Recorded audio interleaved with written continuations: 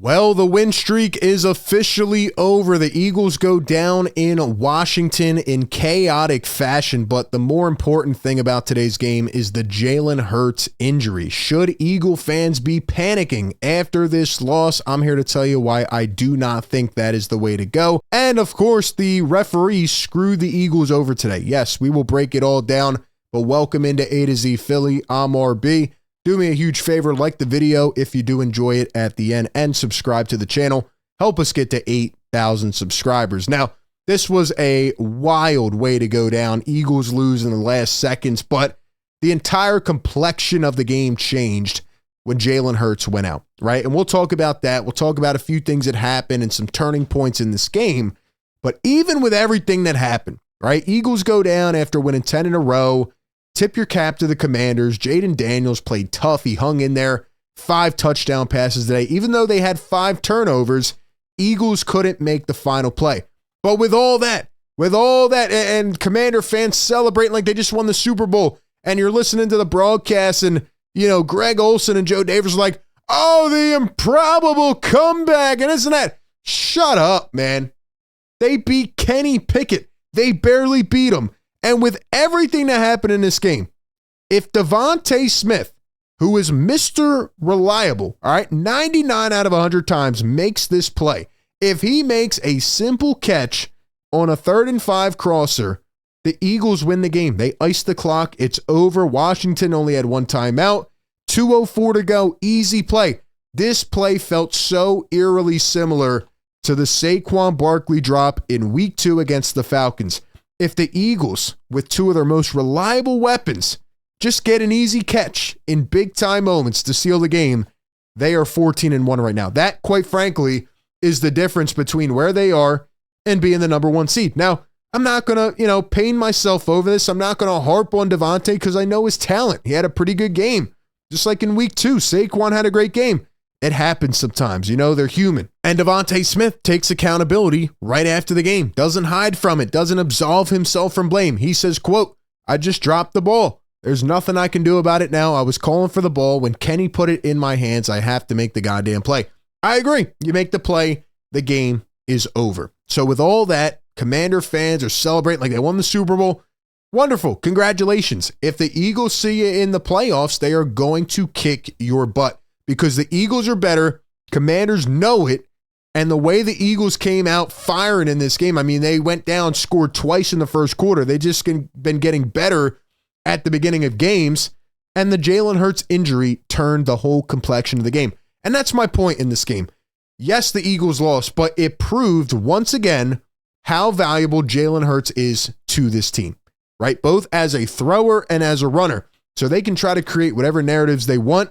But having him in there, being able to create that level of deception and kick it into that next gear, that is what Jalen Hurts does for this team.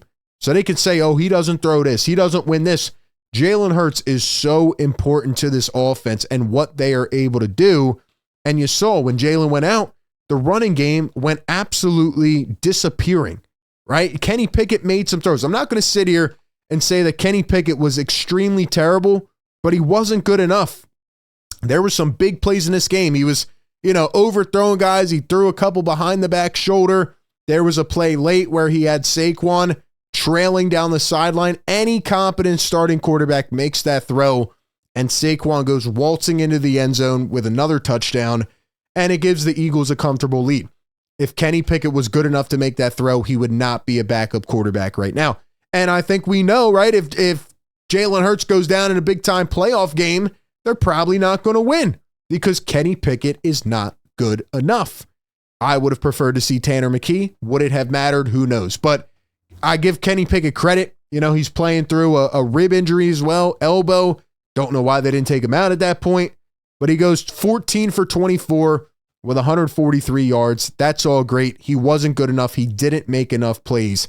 And he really gave the Commanders life because, again, if Jalen Hurts played this entire game, Eagles probably win it like 45-14. The way they were playing early in that game was amazing. They were going right down the field. You come in against a weak running defense. Eagles established the run right away.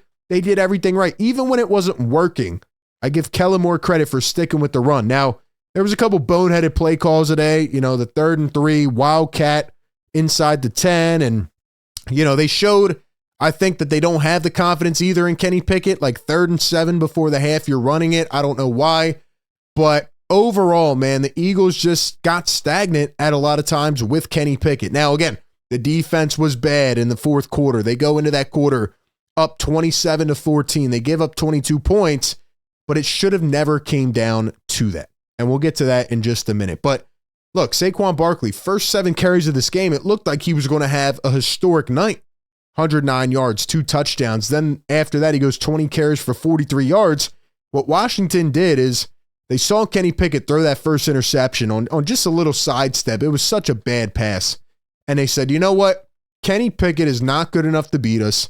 So we're going to load the box. We're going to make Kenny Pickett try to beat his own and throw him off his game. And that's exactly what they did. They just loaded up against Saquon and didn't let him break any more off. So give them credit for that.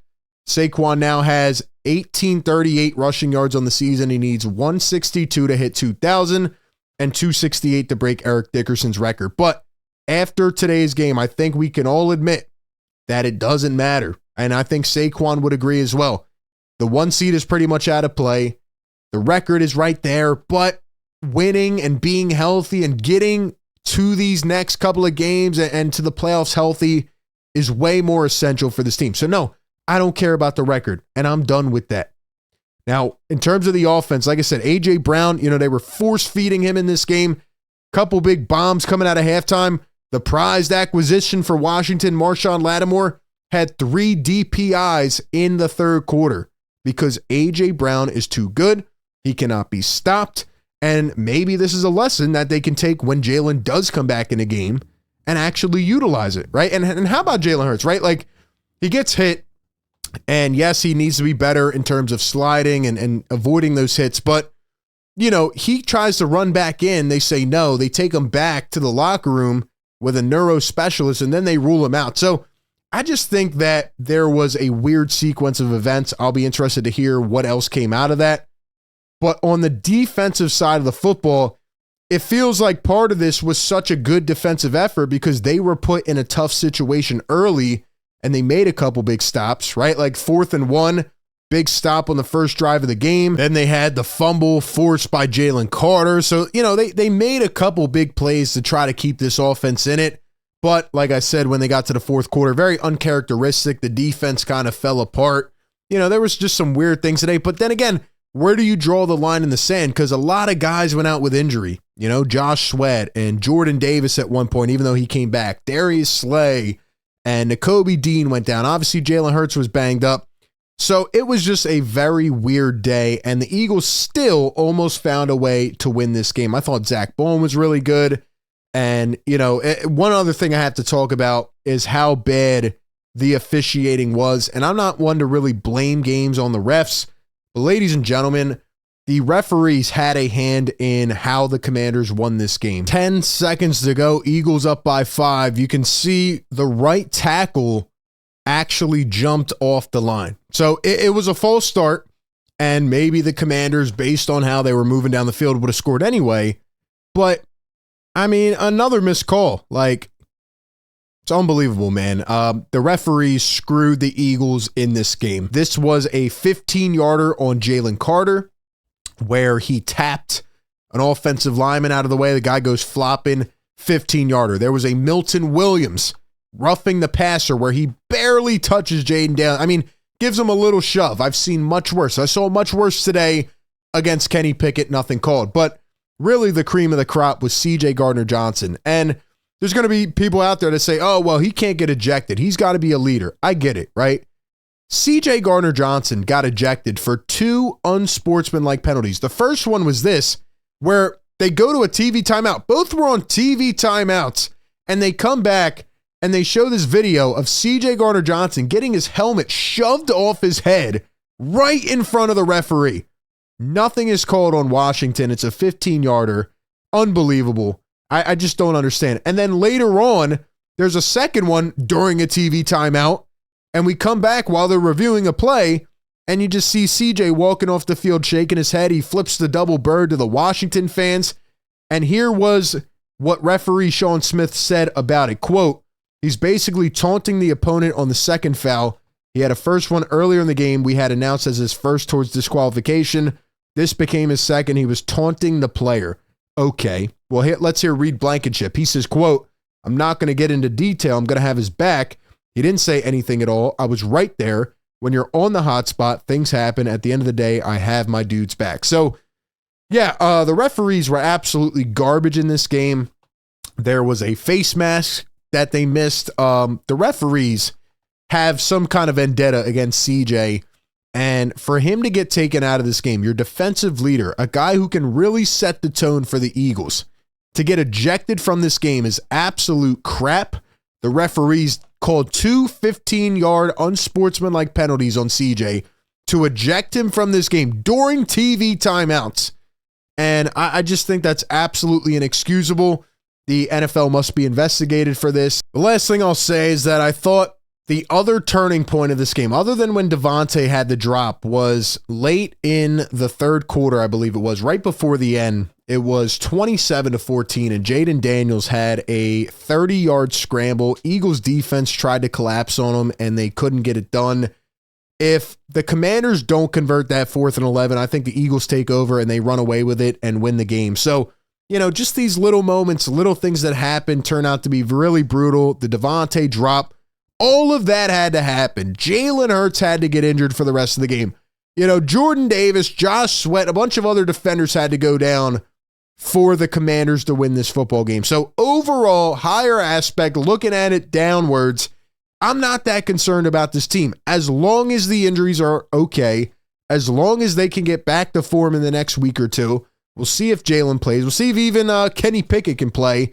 But nonetheless, I think this team will be fine. So hopefully these guys can be a bit smarter. I think Jalen can try to slide a little bit more overall. And even that should have been a 15-yarder, right? Head to head. But of course, the referee doesn't see that. So we'll see how it plays out. I'm not sweating this loss too much. You still put up over 300 yards of offense. I mean, third quarter, you had the ball for 10 and a half minutes. They still did good things in this game despite the adversity they were facing. We'll see what happens, man. But give me all your thoughts down below in the comments section. As always, appreciate everybody for tapping in. Be sure to like, comment, and subscribe. And with that being said, I will catch y'all on the next one. Into BetMGM Casino, and you're entering a huge library full of exclusive games. Games you won't find anywhere else. Looking for jackpots? Right this way. You'll always find someone ready to give you a hand. Or some dice. Your favorite game is waiting for you. On BetMGM Casino.